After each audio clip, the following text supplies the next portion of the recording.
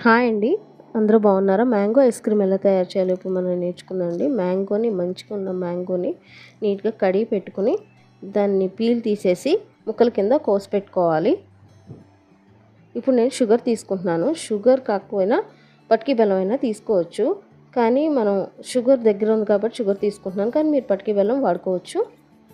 తర్వాత మామిడికాయ ముక్కల్ని ఇలా కోసేసుకొని మనం మిక్సీ పట్టుకోవాలండి. అలాగే వేడిగా ఉన్న పాలు కాచిపెట్టుకొని చల్లారి పెట్టుకొని పక్కన పెట్టుకోవాలి. నేను యాడ్ చేస్తున్నాను పాలు, అందుకని ఇప్పుడు ఇది మిక్సీ జార్లో వేసేసుకొని నీట్గా మిక్సీ పట్టుకోబోతున్నానండి. బయట కొన్ని కంటే ఇక్కడ ఇది న్యాచురల్గా బాగుంటుంది కదండి. ఇది మిక్సీ పట్టుకుంటున్నాను నేను. ఇప్పుడు షుగరు అండ్ వాటర్ కూడా యాడ్ చేసుకోవాలండి. ఎక్కువగా యాడ్ చేసుకోకూడదు, కన్సిస్టెన్సీ చూసుకుని యాడ్ చేసుకోవాలి. ఇప్పుడు తర్వాత పాలు కూడా యాడ్ చేస్తున్నాను నేను.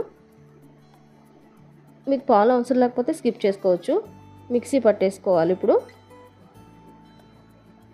మిక్సీ పట్టుకున్న తర్వాత థిక్నెస్ చూడండి ఎంత థిక్గా ఉందో. ఈ రకంగా థిక్గా ఉండాలి, అప్పుడే బాగుంటుందండి. పక్కన పెట్టుకుంటున్నాను మొత్తం ఇలాగంతా చేసుకొని.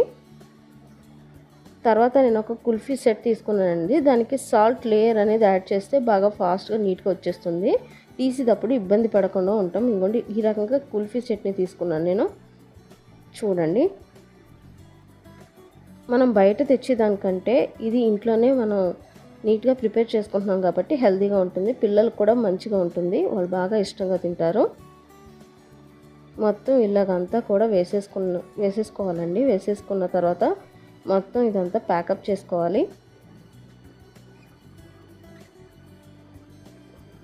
ఇలా నీట్గా ప్యాక్ చేసేసుకోవాలండి. దీన్ని మళ్ళీ ఫ్రిడ్జ్లో పెట్టుకుంటున్నాను. నైట్ చేసి పెట్టుకుని పొద్దున్న 10 o'clock కల్లా ఇస్తే చాలా బాగుంటుంది వాళ్ళకి. ఇదిగోండి నేను చూపిస్తున్నాను చూడండి ఎలా వస్తుందో. సాల్ట్ అనేది యాడ్ చేయడం వల్ల చాలా బాగా వచ్చింది. ఇది ఎలా ఉందో కామెంట్ రూపంలో చెప్పండి, చాలా బాగుంటుంది.